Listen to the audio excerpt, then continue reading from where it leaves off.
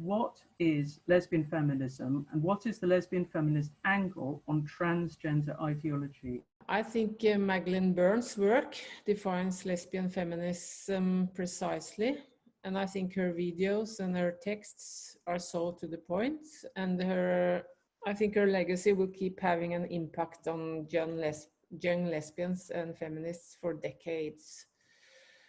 The term feminism, just as the term woman, has been hijacked by what I call queer organizations and their queer ideology. The lesbian feminist angle on the queer ideology is to fight it with words, logic, and arguments, just as we fight any other propaganda attacking women, girls, children, and freedom of speech. What is important is, like we do here, we have created spaces and platforms where we meet. I have now met and found the second wave lesbians, feminists in Norway, and found them for the first time in my life. I didn't know they existed. And I learned from them. I enjoy their thoughts, company, and attitude, and listen to their experience. And their experience is what we need to, it's what I've been looking for. And what they were fighting in the 70s and 80s is actually the same, much the same we are fighting today. So by meeting these second wave lesbian feminists, I become really optimistic. We've got a community, and they are talking about, in Norway, they had this house, women house, where they met, where they argued, where they talked about their experience. So I think by meeting each other and connecting and sharing our experience, the same will happen today as happened in the 70s, 80s, because we are already creating a new wave. There was an idea around, I think, in the 1970s. I don't think it lasted till the 1980s. That lesbian feminism, lesbianism was somehow central to feminism. Now, nothing was actually said in so many words, so it's difficult to verbalize just exactly how lesbianism was central to feminism, or if it was even. Because as soon as the idea came up, it was attacked. And so we all backed off and didn't bother to talk about it. But I thought that the reason lesbianism was central to feminism was because male sexual access to women was central to women's oppression. And lesbians were the women who said no to male sexual access. And I think that's still true, because look what the transgender lot are doing. Some of these men are saying that they're not only women, but they're lesbians. So clearly they agree that somehow lesbian women are central to what feminism is all about. But that seems to have gone by the board. It's a complicated idea anyway, because it doesn't mean that lesbians are somehow more feminist than heterosexual women, because that in fact was not the case. It's still, on a symbolic level, it still means that lesbians get up the noses of a certain male supremacist mindset, and they're particularly vicious and virulent against lesbians. I mean, against women, of course, in general, because misogyny is right at the centre of male supremacy as well. And then that all kind of went away because we got too intimidated to say much about it.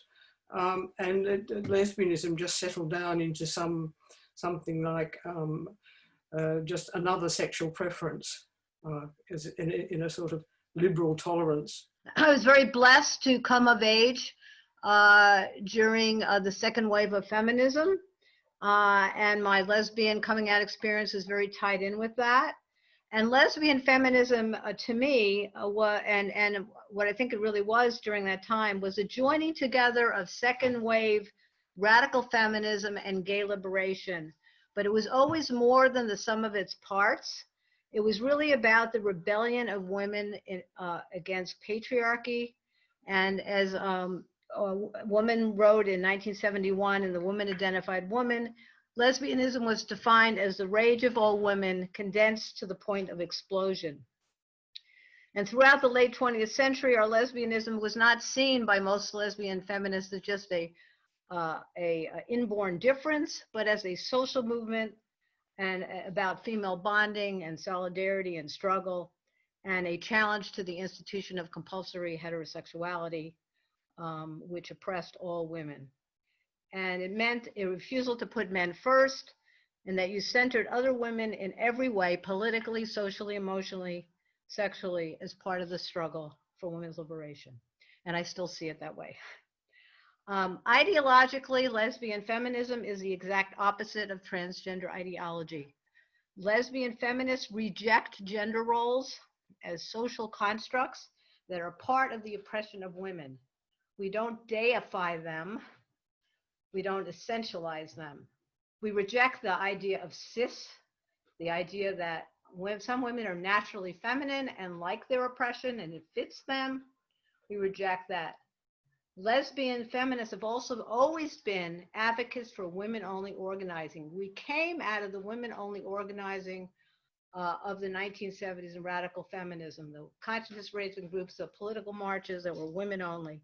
And we always fought and created women-only spaces, women-only cultural and political institutions and organizations. And we always believed that was empowering to women. So it's not surprising that we were the first women to be colonized by transgender ideology and by transgender identified males. And we saw our institutions we helped create or created, such as battered women's shelters, publishing houses, women-only festivals, bookstores, we saw them destroyed. Not simply by that force, but in part by that force that arose over the last couple decades in particular. So anyway, so they really are counterposed to each other, and we were the first victims of transgender ideology. When I was much younger, I started reading first radical feminist analysis, and then I found lesbian feminism, which was almost everything in English. So I was interested in the structural analysis of the heteropatriarchal system, the proposal of a cultural model and a separatist woman-centered worldview. And it gives meaning, for me, it gives meaning to lesbianism from a feminist perspective, rejecting the male model of homosexuality promoted by 19th century sexologists, as many lesbian theories like Sheila Jeffries have explained. Radical and lesbian feminism analyze gender as a hierarchy of sexual case, so it collides with the gender vision used by transgender and queer theorists, who understand it as either a performative act or as continuing misogynistic theories of gender and what they call sexual orientation, as having a biological origin. Therefore, we can born in the wrong bodies, or we can born lesbian or born heterosexual. In a way, the liberation potential of lesbian feminism is terminated because in that view, we can't abolish gender or we can't abolish heterosexual institution. Radical feminism is a fight of women as a class against the men oppression for equal rights and opportunity, but is also the quest for a different society, for freedom and beauty based on creativity and the care of oneself, of the others and the world. Lesbianism exists only in connection to radical feminism. Otherwise, the preference for other women would simply be homosexuality, a sexual orientation. But because the personal is political, lesbianism becomes something more than a sexual orientation. And through feminism becomes a political stance. We are all supposed to be straight, but something has gone wrong in the production line, and here we are. For some of us, it has been a conscious choice, for others, simply what happened in our life. But all of us at a certain point had to decide if we wanted or not to be and live as a lesbian. The position of lesbians has inherently revolutionary potential because it is the only one which does not include men in any way. Lesbian feminism is rooted in the female body and female genealogy. To live as a lesbian, you have to say yes to your feeling, even if they go against what society expects from you. Staying true to your body and desires is a lesbian ability. And this ability is more important than ever in a world pushing for disincarnation and objectification. In recent years, women were asked to consider their body as a commodity to sell, to showcase and brand. Prostituted women, abused women had to detach from their body in order to survive. The same happens to women renting their womb. Of course, the most obvious push toward disincarnation is transgenderism.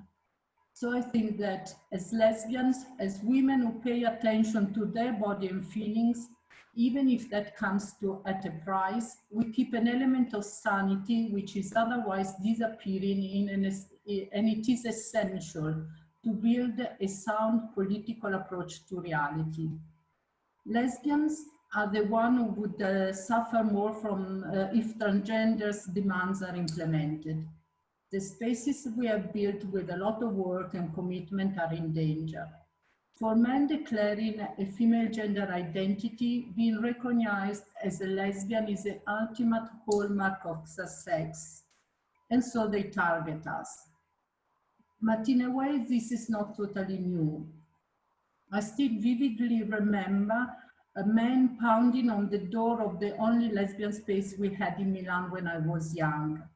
Milan is a fairly large town with a lot of venues catering for all people and tastes, but men, also leftist men, wanted to enter our small and certainly not upscale place. Men in general, and especially transgender, cannot stand the existence of spaces they cannot enter.